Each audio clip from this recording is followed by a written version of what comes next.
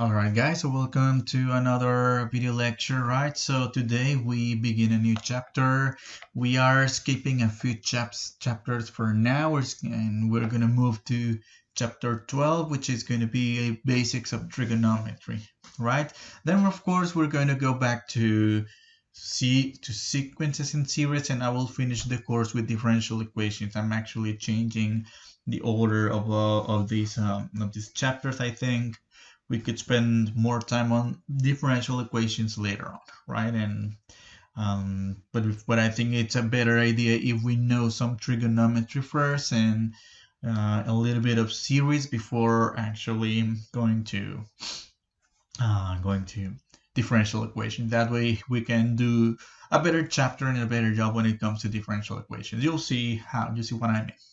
Okay, so trigonometry, all right, is before we can study trigonometry, we need to first uh, define what angles is, right? And in this case, angles, we can visualize them in two ways. Number one, as angles themselves, right? Or radians. So we will see the difference between the two of them, right? But first of all, let's define what um what an angle is, right? So let's see.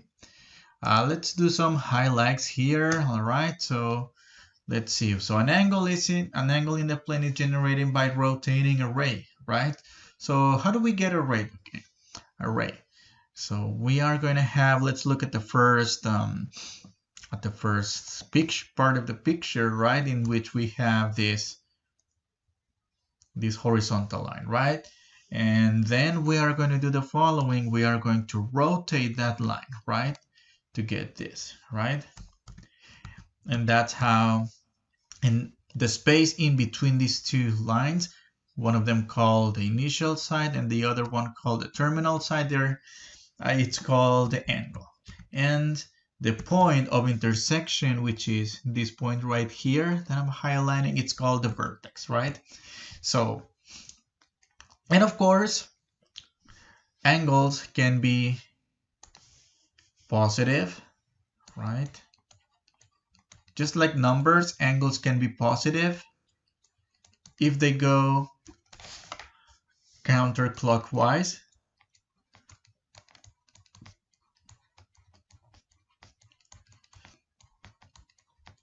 Otherwise, angles can be negative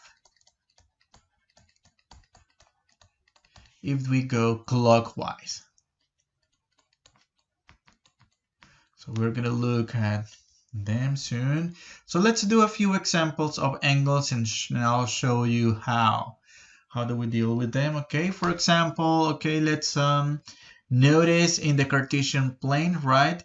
We have an angle here of 90 degrees, another 90-degree angle, another 90-degree angle, all 90-degree angles between each axis, right? Between axis and axis, right? So let me just provide you with a few examples of angles. Okay, I'm gonna say 45 degrees, which is exactly in between, right? 45 and 0 and 90, right?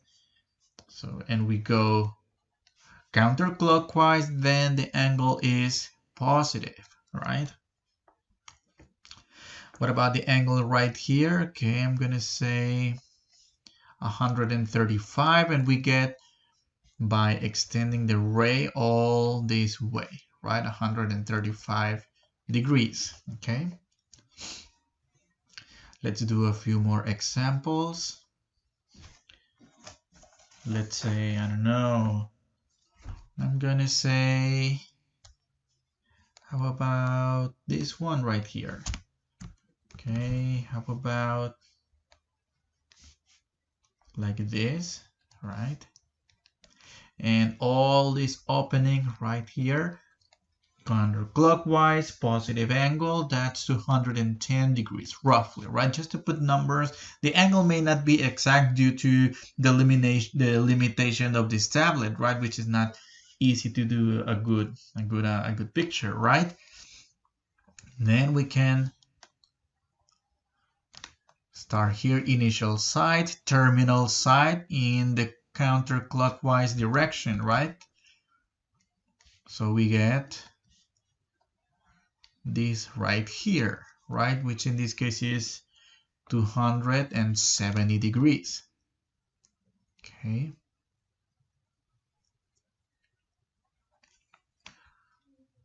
Let's do a few more. How about, okay, what if I go this way, right? The initial side, and then this our terminal side. Okay. However, instead of going counterclockwise, I'm going to go clockwise. And in this case, this will be 150 degrees. However, negative, because in this case, we're going in the clockwise direction.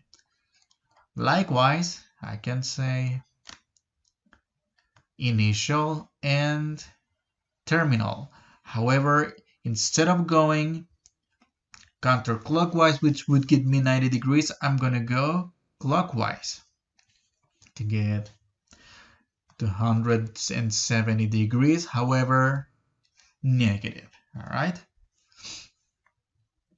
Let's do a few more. All right. How about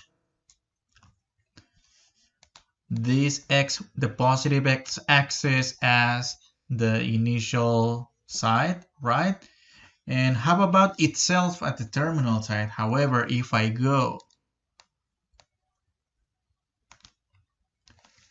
counterclockwise, I'm gonna have a positive 360 degrees, which is one turn exactly, right? Likewise, at the same time, what if I do the same? However, I will go clockwise. I'm still gonna get 360, but because I'm going clockwise, the angle is going to be negative in this case, right? Okay, so those are examples, right? Those are examples of angles, right, in the Cartesian plane. Okay, so how do we measure angles? So there's two ways to measure them, using degrees and using radians, right? Let's define each of them. Okay, so a degree, right, is we already defined in a way, right? So it's the measure of the angle by 136th of a complete revolution. That means that if we turn, right? Okay, let me see. If we do this, right?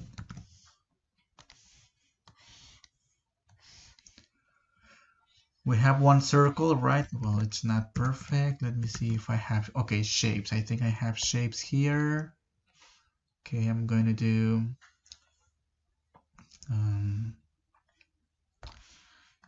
this, and I'm going to do that. Okay. And then, whoops. Sorry about that. Then I'm gonna add a circle here. Okay, and I'm gonna move it towards the center, right? Maybe somewhere here, right? All right. So again, as we defined before, right? We have different angles, like the 45 degree, right? So the 45 degree, the 30 degree, right? That means we have 30 degrees in between that space, 45 degrees in between that space. And if we turn one circle, right? If we do one turn, we will have 360 degrees, or 360 imaginary lines, right? That denote our angles. The other way, right? The other way to define angles is by converting them to radian, which is what we're going to be doing a lot, right? So a radian is a measure of the central angle subtended by an arc equal in length to the radius of the circle, right? And something very important here, the circumference of the unit circle is 2 pi. Okay, let's do one thing at a time. Okay, number one, what about the radian, and then what about the unit circle? All right, you might want to use the back side of your paper or a space below if you're writing this on your own notebook. Okay, so again, going back to angles, right? So we are going to have the following. Okay, so we are going to have, okay, let me do another diagram here. Let's say, okay, not this color. Can do black here and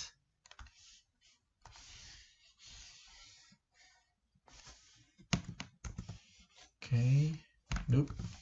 Okay, there you go.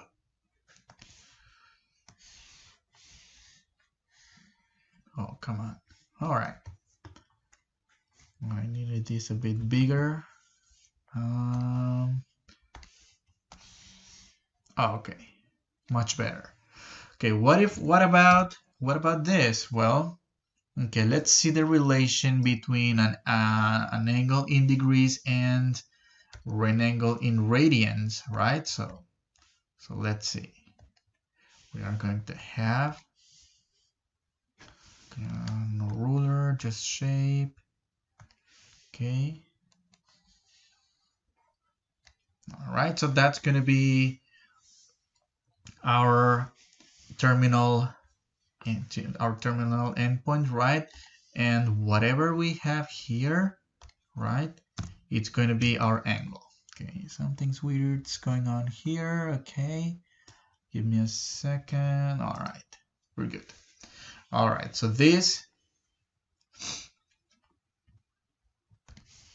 angle right here, which is, I'm just going to say 45 degrees, right? It looks like a 45 degree. It's not perfect, right? Okay, so this is an angle in degrees. However, what is the radian measure going to be about? Okay, so again, the spacing between the two rays, right? The initial ray and the final ray, that's what we have, what we call the degree. However, a radian would be the length, okay, radian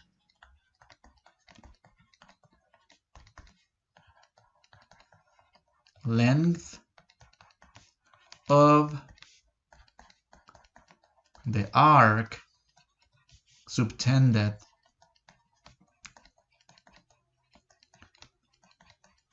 by the angle, right?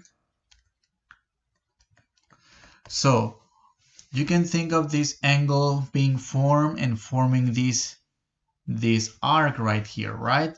So the length, whatever length of that arc, for example, think of having a circular rule, right? If we had a circular rule, because we have straight rules to measure lengths, right? Lengths and width and heights, right? However, what about circular shapes, right? There's no rulers, right, to measure lengths of circular shapes, right? But if we had a rule to measure this length, this circular length, the whatever centimeters or millimeters or inches we get, that's going to be the measure of that angle in radians, right?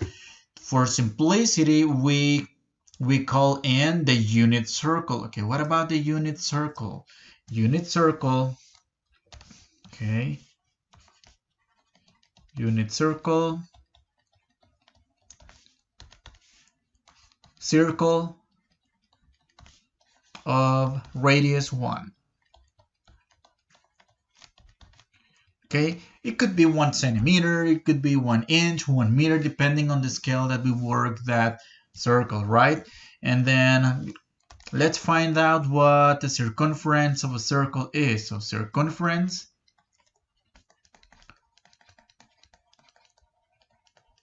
of a circle,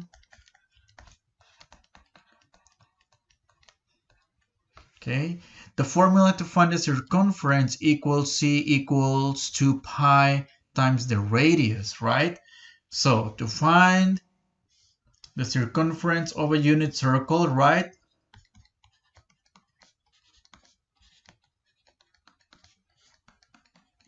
For a unit circle, that is r equals 1, plug in C equals 2 pi times 1, right?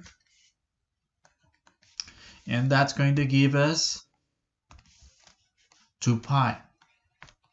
Okay, what does that mean? That means that if we had a ruler, right, to measure the length of a circle, one turn, right, the perimeter of that circle precisely would be 2 pi, which is roughly 6.28 centimeters or 6.28 inches or 6.28 miles or 6.28 meters, right, depending on the units, right? So this is when we do the relation between angle and radians, right? So relation between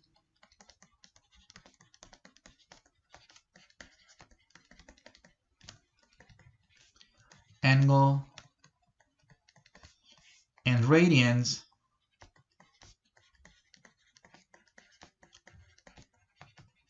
this would be 1 revolution, right, or 1 rotation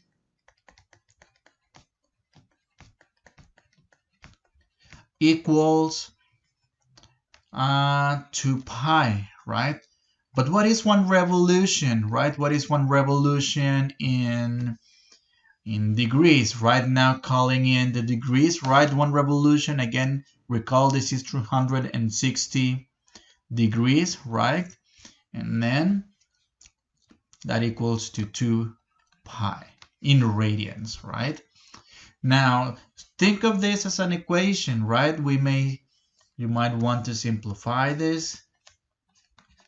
Divide both sides by 2. Thinking of this as an equation, this equivalence as an equation, giving us 180 equals pi, right? And this is the equivalence we use to convert between degrees and radians, right? So let's go back to the page right here, all right?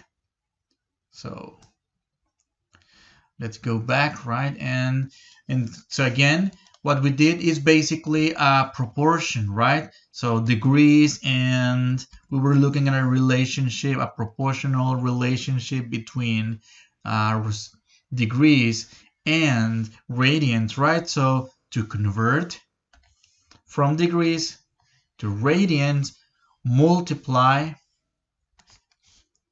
by pi and divide by 180. On the other hand, in order to convert from radians to degrees, multiply by 180 divided by pi. All right, let's look at some examples on how to find the radian measure for this. Okay, let's look at 45 degrees. Okay, so for 45 degrees, multiply by pi and divide by 180. Okay, divide by 180 and then simplify. So if you use the calculator, leave everything in terms of pi. 45 goes into 180 4 times. Okay, let's do the same with 150.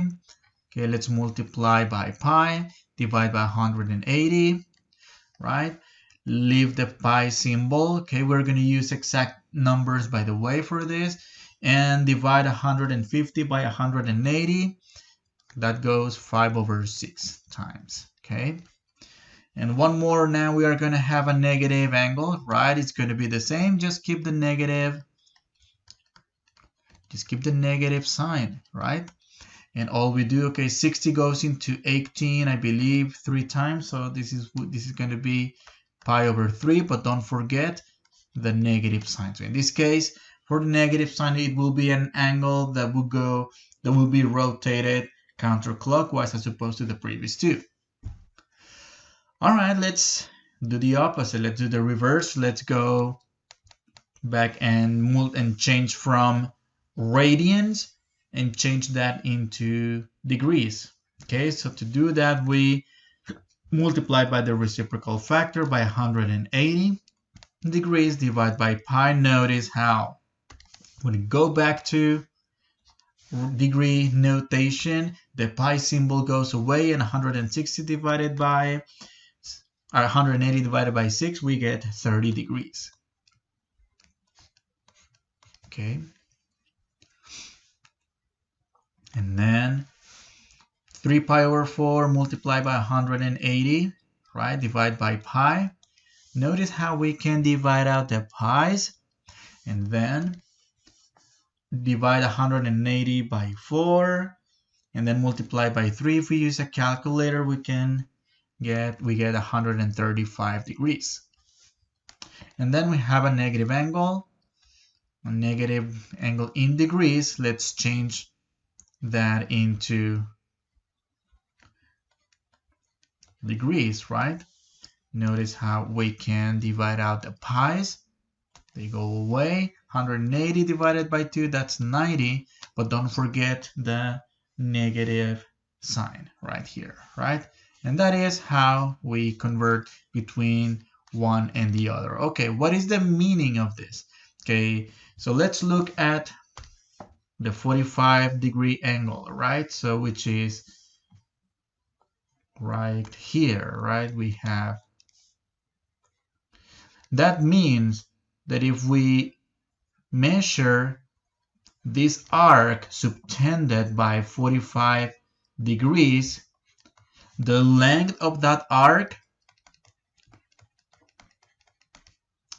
will be pi over 4 units, right? If we had a circular ruler to measure that segment of circular shape, right, of circular length, okay, which would be approximately, let me see, pi divided by 4, I get 0.785 units, right? Let me call it just units. Again, this could be kilometers, it could be centimeters, it could be inches, whatever, depending on the scale that we're working, right?